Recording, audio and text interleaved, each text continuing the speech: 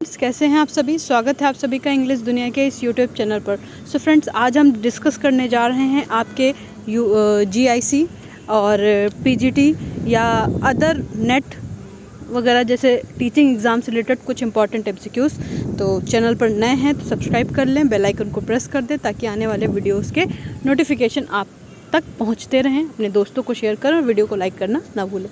तो चलिए स्टार्ट करते हैं बिना टाइम वेस्ट किए और डिस्कस करते हैं अपने आज के क्वेश्चंस जो रहने वाले हैं वो बहुत ही थोड़ा सा स्टैंडर्ड लेवल के रहने वाले हैं। कुछ क्वेश्चंस आपको मॉडरेट मिलेंगे बट कुछ क्वेश्चन आपको स्टैंडर्ड लेवल के मिलेंगे। सो आप लोग अपना स्कोर ज़रूर काउंट करिए और मुझे कमेंट बॉक्स में बताइए। वो wrote the Vicar of Wakefield. Vicar of Wakefield किसने लिखा हुआ है? गोल्डस्मिथ ने, फील्डिंग ने, डेफो ने या फिर रिचर्डसन ने? तो correct answer will be option number A, Goldsmith. Goldsmith is the correct answer. Which age is known as the age of Dryden? इनमें से कौन सी एज है जिसे हम एज ऑफ ड्राइडन कहते हैं? रिस्टोरेशन एज को, रोमांटिक एज को, विक्टोरियन एज को, मॉडर्न एज को? चलिए इसमें से दो तो हम काट ही देते हैं, रोमांटिक और मॉडर्न। अब दो में से आपको आंसर बताना है कि रिस्टोरेशन एज होगा या फिर विक्टोरियन एज होगा। सभी लोग, तो correct answer is restoration age. Next question is Adonis is an elegy on the death of. Adonis जो है वो एक एलिजी है जो कि किसकी डेथ पर लिखी हुई है और किसने लिखी है ये आप लोग कमेंट बॉक्स में कमेंट करके बताएंगे। तो कीट्स की, बायरन की, शेली की या फिर टेनिसन की? किसकी डेथ पर लिखी हुई है? तो करेक्ट आंसर इज कीट्स। किसने लिखी है? शेली ने लिखी है। PB शेली ने लिखी है कीट्स की डेथ पर। नेक्स्ट क्वेश्चन इज वो wrote the rivals. The rivals किसने लिखा हुआ है? गोल्डस्मिथ ने, शेरिडन ने, कॉन्ग्रीव ने या फिर वाइल्ड ने? तो correct answer is option number B, Sheridan. Next question is Jane Eyre was written by. Jane Eyre किसने लिखा हुआ है? एमिली ब्रॉन्टे ने, चार्लोट ब्रॉन्ट ने, एन ब्रॉन्ट ने या फिर जॉर्ज इलियट ने? किसने लिखा है? तो correct answer is option number B, Charlotte Bronte. Which novel is written by Charles Dickens? इसमें से कौन सा नॉवेल चार्ल्स डिकेंस का लिखा हुआ है? तो correct answer is option number B, Great Expectation is the correct answer of this question. Another question is the author of the Guide is. Guide के ऑथर कौन है? राजा राव। राजा राव का क्या था? कांथापुरा था ना? नहीं है, ये नहीं। RK नारायण, हाँ राजा राव का कांथापुरा था। RK नारायण, मुल्क राज आनंद, विक्रम सेठ। तो चलिए इसमें से भी हम दो एलिमिनेट कर देते हैं, राजा राव हटा देते हैं, विक्रम सेठ हटा देते हैं। अब दो में से आपको आंसर देना है, मुल्क राज आनंद करेक्ट आंसर होगा या फिर RK नारायण? तो correct answer is option number B, RK Narayan. Coolie, the guide, ये सभी आपके RK नारायण के वर्क हैं। Another question is Kubla Khan is an example of. Kubla Khan क्या है? ओड है, ड्रीम पोएम है, एलिजी है या फिर सोनेट है? कुबला खान किस चीज़ का एग्जाम्पल है? तो correct answer is option number B, dream poem. Kubla Khan एक ड्रीम पोएम है। वो wrote a tale of two cities. Tale of two cities किसने लिखा है? हार्डी ने या फिर डिकिंसन ने, डिकेंस ने या फिर इलियट ने या फिर ऑस्टन ने? तो correct answer will be option number B. एक minute, sorry, yes, correct answer is option number B, Dickens. The rime of the ancient mariner was written by. किसने लिखा है the rime of the ancient mariner? आपके किसने लिखा है? Coleridge ने लिखा है, ST कॉलरिज ने, जो कि किसके फ्रेंड थे? विलियम वर्ड्सवर्थ के फ्रेंड थे। और इन दोनों का मिला जुला जो वर्क था, दोनों लोगों ने साथ में मिलकर लिखा था, वो क्या था? लिरिकल बैलेट्स, जिसके पब्लिकेशन के साथ साथ ही रोमांटिक एज की बिगिनिंग हुई थी। विच literary term means एग्जगरेशन for effect. एग्जगरेशन मतलब थोड़ा सा बढ़ा चढ़ा करके, इफेक्ट के लिए बातों को, चीज़ों को बढ़ा चढ़ा के बताना, इज कॉल्ड हाइपरबोल। हाइपरबोल, अतिशयोक्ति is the correct answer. Another question is who is the author of arms and the man.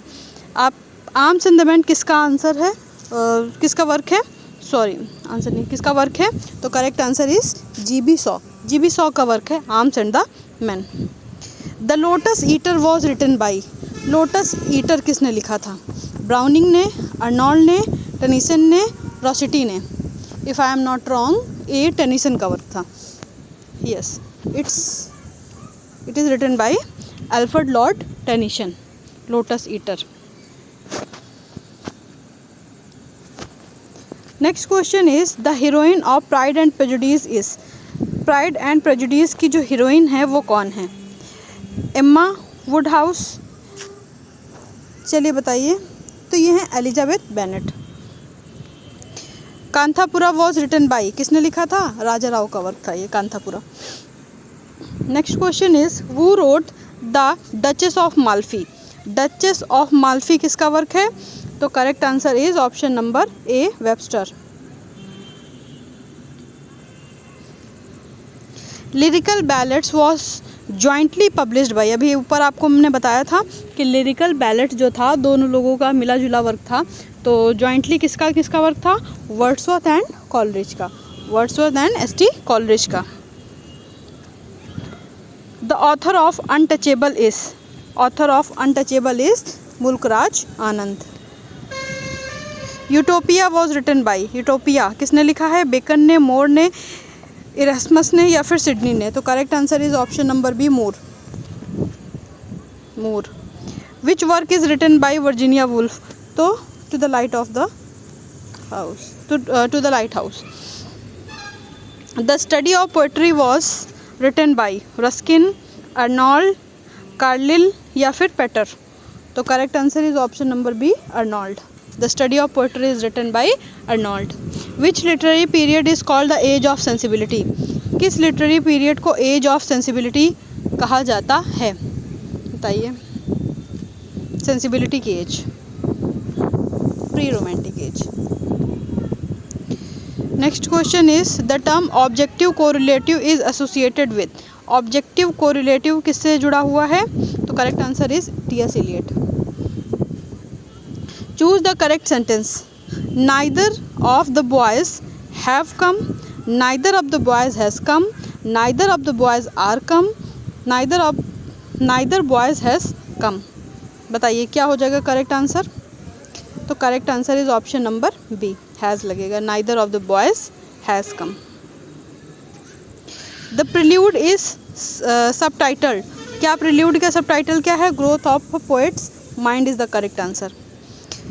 Lycidas is a famous. क्या है लिसिडस? एक क्या है फेमस? पैस्टोरल एलिजी है. लिसिडस एक फेमस पैस्टोरल एलिजी है जो कि लिखी गई है किसकी? एडवर्ड किंग की डेथ के ऊपर. किसने लिखा है? जॉन मिल्टन ने. The term catharsis is associated with. Catharsis ये दिया किसने था? तो एरिस्टोटल का दिया हुआ टर्म है ये. विच movement is associated with make it new. Make it new से रिलेटेड कौन सा है? सिम्बॉलिज्म है, इमेजिज्म है, रियलिज्म है या फिर नेचुरलिज्म है? तो correct answer is option number B.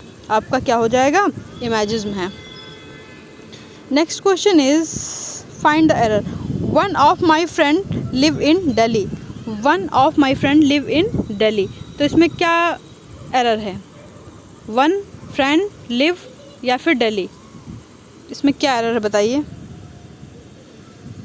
तो correct answer is option number C.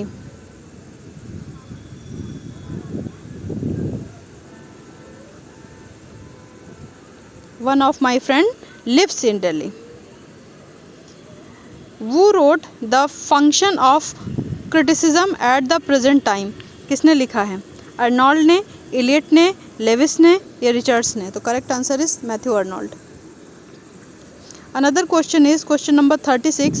A narrative poem dealing with heroic deeds is called.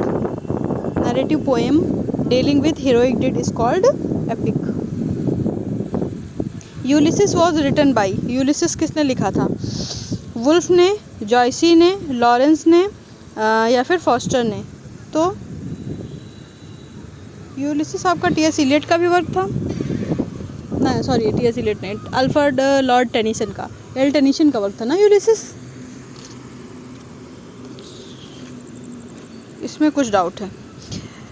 ये 37 को मार्क करिएगा, इसमें डाउट है, एक बार मैं इसको कंफर्म करूँगी. The phrase dissociation of sensibility was coined by. तो इसका करेक्ट आंसर हो जाएगा Eliot. Which figure of speech contains a contradiction. देखिए कोई भी चीज़ में कोई भी इंसान परफेक्ट नहीं होता है, लेकिन जैसे जैसे आप लगातार उस चीज़ की प्रैक्टिस करते रहते हो, आप उसको पढ़ते रहते हो, पढ़ाते रहते हो, मुझे लगता है ना कि एज अ स्टूडेंट हमें हमेशा कंटिन्यू पढ़ते और पढ़ाते दोनों रहना चाहिए था। क्योंकि जब हम एक स्टूडेंट के तौर पे पढ़ते हैं तो उतना प्रैक्टिकली हमको चीज़ें नहीं आती हैं, लेकिन जब एज अ टीचर हम पढ़ाते हैं तो हमें उस चीज़ की डीप नॉलेज लेनी पड़ती है और हम ज़्यादा सीखते हैं। हम उस समय ज़्यादा एक्टिवली उस चीज़ पे फोकस करते हैं, इसलिए पढ़ाने से आपकी स्किल बूस्ट होती है। तो पढ़ाने से आप ज़्यादा जल्दी सीखते हैं, ऐसा मुझे लगता है। तो अगर आप लोग भी पढ़ाई कर रहे हैं, साथ साथ कुछ ना कुछ पढ़ाते रहिए, किसी न किसी को कहीं ना कहीं पढ़ाते रहिए, उससे आप ज़्यादा सीखेंगे। Which figure of speech contains a contradiction. कौन सा है? तो ऑक्सीमोरन, विरोधाभास। कॉन्ट्रडिक्शन मतलब विरोधाभास। The Second Coming is a poem by William Butler ईस्ट की पोएम है। It's Biographia Literaria was written by. किसने लिखा है बायोग्राफिया लिटरेरिया? एस.टी. कॉलरिज ने। Choose the correct indirect narration. He said I am busy. Easy है थोड़ा सा ये, है ना। He said I am busy, तो क्या हो जाएगा? He said that I am busy, he said that he was busy, he told he was busy, he says that he was busy. तो he said that he was busy. The theory of negative capability belongs to. Negative capability की theory किसको belong करती है? Keats को। Waiting for Godot belongs to the theatre of absurd. Absurd का मतलब क्या होता है? फुलिश टाइप का, मतलब वेट कर रहे हैं तो वेट ही कर रहे हैं, कोई आ भी नहीं रहा है, लंबे समय तक की प्रतीक्षा ही चल रही है। हंस रहे हैं तो बिना मतलब के हंस ही रहे हैं, बातें कर रहे हैं तो हो सकता है उन बातों का कोई मीनिंग ही नहीं समझ में आ रहा है, कन्वर्सेशन चल रही है सिलसिला से इधर उधर की, मगर तुमको समझ नहीं आएगा कि वो एक्चुअल में कहना क्या चाहते हैं। कोई बात ओपनली नहीं कही जा रही है, बस एक टॉन्ट के रूप में कही जा रही है, रिलेट नहीं कर पाओगे उस चीज़ से। Who among the following is a metaphysical poet? इनमें से कौन सा एक मेटाफिजिकल पोएट है? तो Donne, John Donne. The plural of curriculum is. Curriculum का प्लूरल बताना है। करिकुलम्स, करिकुलस, करिकुलम्स, करिकुला या फिर करिकुलिया, करिकुली। तो correct answer is curricula. The mirror and the lamp was written by Abrams, Frye, Eliot, Lewis. तो Abrams. Realism as a literary movement is primarily associated with. किससे associate करता है? तो representation of life as it is. जैसी life है उसी को उसको वैसे ही रिप्रेजेंट कहना, वास्तविकता में मतलब जो चीज़ है उसको वास्तविक रूप में दिखाना ही रियलिज्म है। जैसे कि आपको मीनिंग से ही पता चलेगा, रियलिज्म मतलब जो वास्तविक हो, है ना। वो wrote the Duchess of Malfi. The Duchess of Malfi किसने लिखा है? तो वेबस्टर ने लिखा है।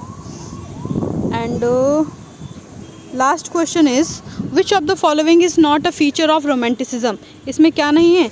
Strict adherence is to classical rules. Question तो मेरे पास अभी और हैं, बट वो हम नेक्स्ट क्लास में डिस्कस करेंगे। अभी के लिए बस इतना ही।